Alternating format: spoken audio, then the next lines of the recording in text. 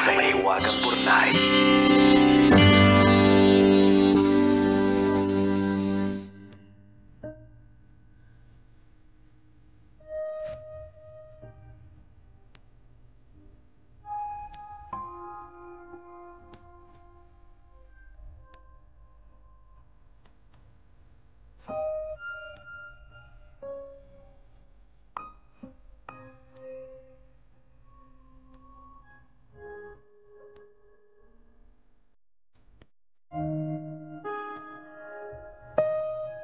Dear Nicole and Diego, itago niyo na lang ako sa pangalang Ellen, isang kabit. Ay, grabe. Certified. Makinig tayo kasi Okay. baka mag-explain to eh. Baka natatamaan to na ilang araw na sa atin eh. Biglang nag-react tayo. Ay. Ito na nga sabi niya, alam kong napakaraming tumaas ang kilay. Ayan. Bago humusga, pakinggan muna ninyo ang kwento ng buhay ko. 43 years old siya at 25 years old ako nang mag-cruise ang landas namin. Matangkad, singkit, at expressive ang mga mata. Matangos ang ilong at kulay abo ang buhok. Mas matagal siya sa akin sa kumpanya pero mas mataas ang posisyon ko. Ganun pa man kapag kailangan ko ng advice sa trabaho, tinatanong ko siya. Isang beses kinailangan kong mag-overtime dahil may hinahabol akong deadline. Tinawagan niya ako at tinanong kung gusto kong magpasundo. Nang sabihin kong wag na, dinala niya ako ng barbecue sa opisina. Simula noon, naging malapit kami sa isa't isa. Nalaman ko na may asawa siya pero wala silang anak kaya nag-adopt sila. Palagi niyang sinasabi na pangarap niyang magkaanak nang galing talaga sa kanya at hindi inampon. Ramdam ko na nahuhulog na kami sa isa't isa at mali yun. Nagalit ako sa sarili ko, sa kanya, at sa sitwasyon namin. Iniwasan ko siya dahil yun ang tama. Ayokong maging sentro ng tsismisan at ayokong mahusgahan. Isang araw nagkita kami ng hindi inaasahan. Lumapit siya, hinawakan ang dalawang kamay ko, at dahan-dahang lumuhod sa harap ko. Habang tumutulo ang mga luha niya, nagmakaawa siya na ibalik daw namin yung dating kami. Itinulak ko siya at diretsyo kong sinabi na ayokong maging kabit. Ay, ang drama ng eksena. Very good, very good. Oo. Sinabi ko sa kanya na nag-aral ako ng maayos at nirerespeto ako sa trabaho. Dagdag ko pa, hindi ko hahayaang mabaliwala ang lahat ng pinaghirapan ko dahil lang sa may asawang katulad niya. Para tuluyang makaiwas, nagpadestino ako sa lugar na malayo sa kanya, kung saan hindi niya ako basta-basta mapupuntahan. Nagpalit ako ng number at pinutol ko lahat ng koneksyon ko sa kanya.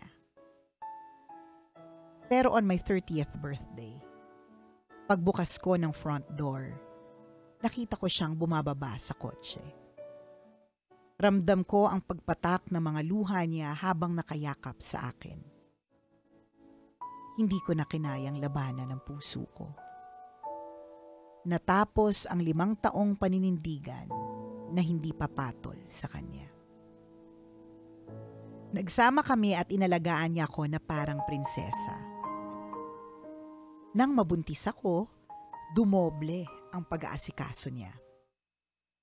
Lalaki ang unang anak namin at tuwing titingin siya sa tiyan ko nung ipinagbubuntis ko pa, naluluha siya sa saya.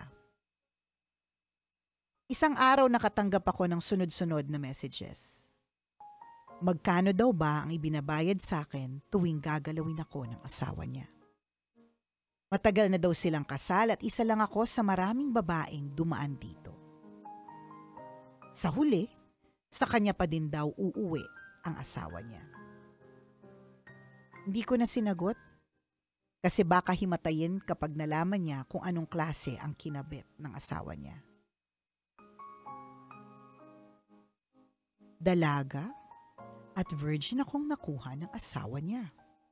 5 years akong hinabol na parang tanga at ilang beses umiyak at lumuhod sa harapan ko. Gumana ang matris ko at nabigyan ko ng 3 anak ang asawa niya na hindi niya naibigay. Noong nangangailangan siya ng malaking halaga, ako ang nagbigay just to ease the financial hardship na hinaharap ng asawa niya dahil sa lifestyle niya at ng mga legally adopted children nila.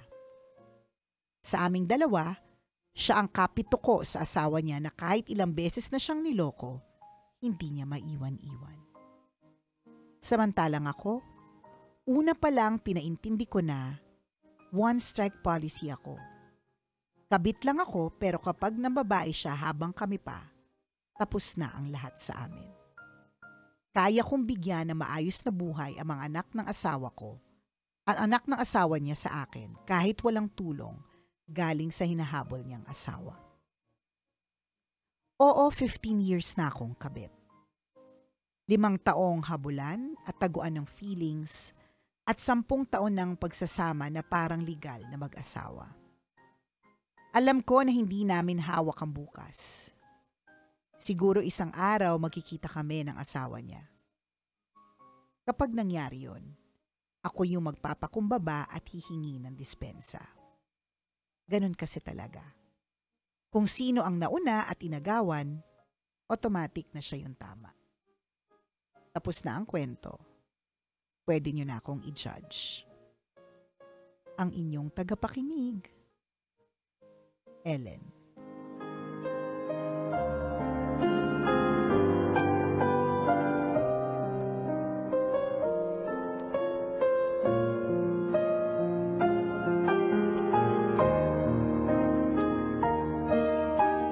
Oh, judge na! Judge na! Judge na! Mag-judge ka na! Well, ako unang-una ko na naramdaman habang pinapakinggan ko is parang nalungkot ako. Nalungkot ako in the sense na... Paano yung itsurang malungkot, Diego? Ay, aso yan eh. Hindi yan malungkot! Asan aso yan? Malungkot na aso? Okay, malungkot na aso. Very good. Nalungkot ka para kay Ellen? Para sa asawa? Or in general malungkot, no? Well, nalungkot ako in general, especially kay Ellen. Ako, I'm not judging kasi, di ba, alam niya na nagkamali siya, inaamin niya na, pero yung pride and ego nandun eh. Actually, kung hindi niya sinabi dun sa bandang dulo na pag nakita sila ng asawa, magpapakumbaba siya, medyo magagalit talaga din ako kay Ellen eh. Kasi nakita mo yung pagrarason niya. Oo. Gumana ang matris ko. Correct. Ako ang nag-ease ng financial burden nila dahil sa mga legally adopted nilang mga anak. Ayan. 'Di ba? Nakakainis yun dun sa okay, ito na po yung mga mayayabang na kabet, 'di ba? Na feeling nila sila yung tama, 'di ba? Pero ang nakikita ko dito ang pinakamalaking mistake, yung kinakasama mo na walang ginawa. Dapat nag-decide na siya eh. Apakaramot niya. Gusto niya dala-dalawa. At kung sinasabi ng misis na isa ka lang dun sa maraming babae, di gusto niya 3, 4, 4. Ito lagi ko tong sinasabi, Jegs eh. Huwag kayong ganun kasi marami akong kaibigang single na nagkukumawag magka-jowa. At hindi magka-jowa. Bakit? Madami kasing sakim. Di ba gusto nila 3, 4 yung jowa nila. Ang pinakamalaking may contribution talaga dito is yung kinakasama mo, yung kinabitan mo. Bakit hindi siya nag-decide? Correct. Bakit gusto niya pa rin magstay doon tas ikaw din, di ba? Mali.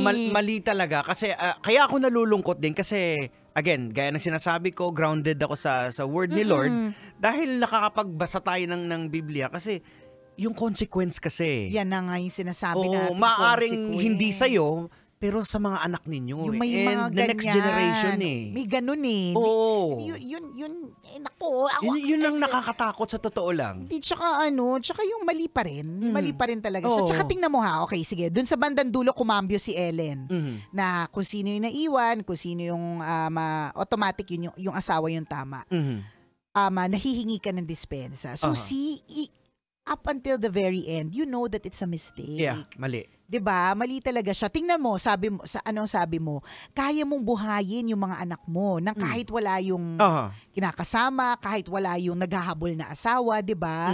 So, kaya mong mag-isa. Yes, oo. Kaya yun ang kagandahan. It doesn't mean na ito yung pinasok na sitwasyon. Correct, na nakadepend ka sa kanya. May option ka pa rin to stop it. Correct. Diba? Yun yung sinasabi natin na hindi porke nakabaon ka na dyan o hindi porke ang tagal na ninyo, ibig sabihin nun, hindi ka na makakaalis. It doesn't mean that it justifies the mistake. Yung tagal. Tsaka yung naging happy siya kasi nabigyan mo siya ng anak na yun yung pangarap niya.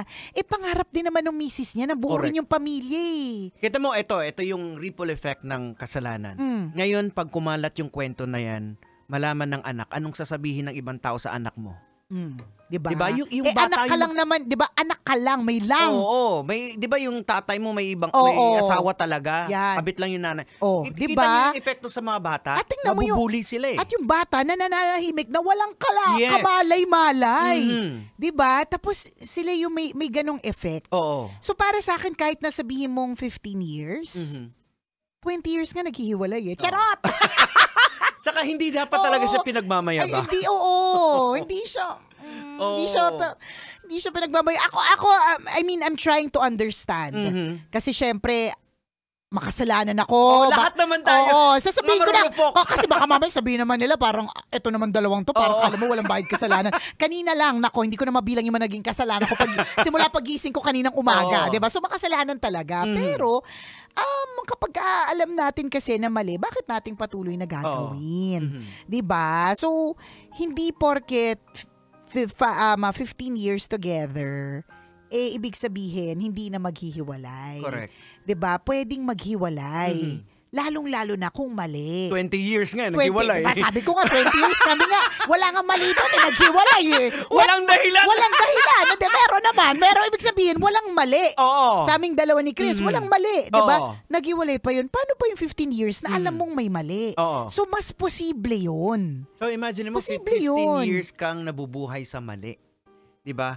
Napakahirap Diba? So, 15 years kang nagtatago, yan yung sinasabi natin na saan kayo nagde-date? Paano kayo nagtago ng 15 years?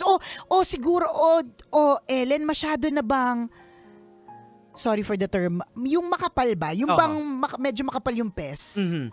Mas makapal pa sa kalyo ng paa ni Diego Bandido. para wala ka ng pake.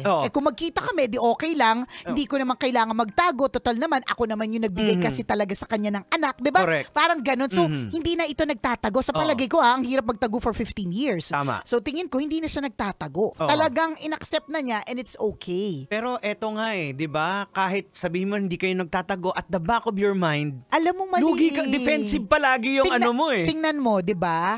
Sa dulo ng ng kwento. Tapos na yung kwento ko, pwede nyo na akong i-judge. Gusto ko ang malaman kung ano yung buong konteksto. Kasi sabi ng writer natin, 12 pages daw to. Wow. Yung sinend, 12 pages. Pabasa nga, Miss Jane. Para makita ko yung mga iba pang mga detalye. Pero 12 pages na shorten niya to 2 pages. Ay, siguro parang defend, G na G. Pero at the same time, alam mo yung sabi mo dun sa bandang dulo na hihingi ka ng dispensa, ibig sabihin, it's not too late for you, Ellen. There is a part of your heart that still knows that this is wrong. Pero at pwedeng gawa ng paraan. Ang nakikita ko pa rin din doon yung sa dulo, sinasabi na hihingi siyang dispensa, pride pa rin Na parang labas niya, kung magkita, parang pag tinaas niya pa yung sarili niya na, sige, ako na lang hihingin dispensa. Pa-victim pa din in the end. Kasi unang-una, may kasalanan ka talagang hihingi. Oo nga, parang diba? labas mo, ako na lang magpakumbaba Ma'am. Hindi Oo. Well, kami hindi namin hinuhusgahan kasi lahat naman tayo makasalanan again. Totoo. Oo, even si Nicole na-experience yung ganong sitwasyon. Ulitin lang pero natin na niya victim tinuloy. ako. Correct. I-clarify lang natin. Para malinaw. Para malinaw kasi baka hindi nyo narinig yung kwento ng mga nakaraang araw. Nung nalaman ko, tapos na. Oo. Wala nang pagbabalik.